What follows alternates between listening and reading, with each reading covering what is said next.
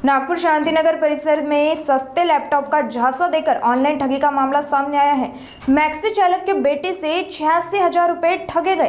Apple M2 laptop 16,000 में देने का लालच देकर रकम ट्रांसफर कर आरोपी ने संपर्क तोड़ दिया। पुलिस ने मामला दर्ज कर जांच शुरू की। यामध्ये जी फिर्यादी आहे देवेंद्र राऊत, त्यांचा मुलगा आर्यन आहे 18 वर्षाचा। त्याला एक लॅपटॉप खरेदी करायचा होता, तर त्याचा जो एक आहे क्विकर ॲपवर त्याला एक लॅपटॉपची जाहिरात पाहिली। यामध्ये ॲपल कंपनीचा लॅपटॉप हा 16,000 रुपये किमतीने दिसत होता। त्याला ती खरेदी करायची इच्छा झाली। त्यांनी मग त्या दिलेल्या त्यांच्या कन्सर्न नंबरवर कॉल केल्यानंतर त्यांनी ॲडव्हान्स म्हणून त्याला एक पैसे भरायला सांगितले आणि त्याच्या मुलांनी त्यांनी एक त्यासाठी स्कॅनर पाठवलं। त्या स्कॅनरवर यांनी ॲडव्हान्स म्हणून 4,000 रुपये रक्कम पाठवली।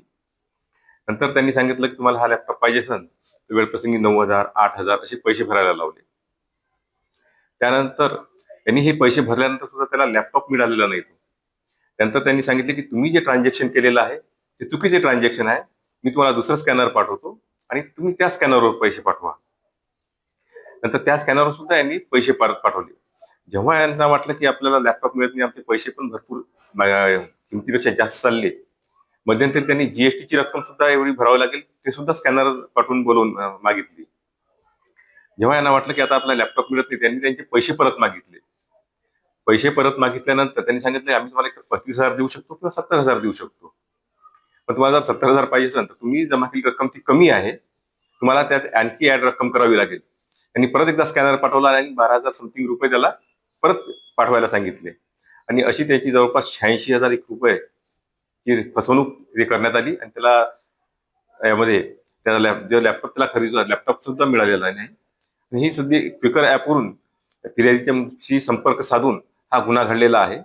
त्यामध्ये फिर्यादी या तक्रारीवरून आपण 318, 319 BNSS आणि कलम 66 माहिती तंत्रज्ञान कायदा या अन्वये गुन्हा नोंद केलेला आहे आणि त्या गुन्ह्याचा तपास आता सुरू केलेला आहे। पण सर्वात पहिले लोकांनी ही गोष्ट लक्षात घेतली पाहिजे की कमी किमतीत तुम्हाला एक वस्तू मिळण्याचं जे आमिष दाखवलं जातं, त्या आमिषापासून आणि लालच यापासून आपण दूर राहायला पाहिजे। अशी कुठली स्कीम नसते की तुम्हाला इतक्या कमी रेटमध्ये काही मिळेल। असं जर काही असेल तर नक्कीच कमी रेटमध्ये जर कुणी देत असेल तर तुम्ही तिथे तुमच्या मनात शंका यायला पाहिजे की ते फसवणूक होऊ शकते। यापैकी ऑथोराइज वेबसाईटवर तुम्ही खरेदी करायला पाहिजे किंवा मार्केटला पर्सनली दुकानात जाऊन ती खरेदी करायला पाहिजे, तरच तुमची ती फसवणूक टाळल्या जाईल। क्विकर, इंस्टाग्राम वेगवेगळ्या ॲपवर वेगवेगळ्या अशा ॲड येत राहतात, ज्यामध्ये फसवणुकीच्या उद्देशाने तुम्हाला आमिष दाखवले जाते कमी किमतीचे आणि फायदा होईल या उद्देशापोटी आपण आपली रक्कम गुंतवतो आणि त्यामध्ये आपण आपसूक फसवणूक होते आपली।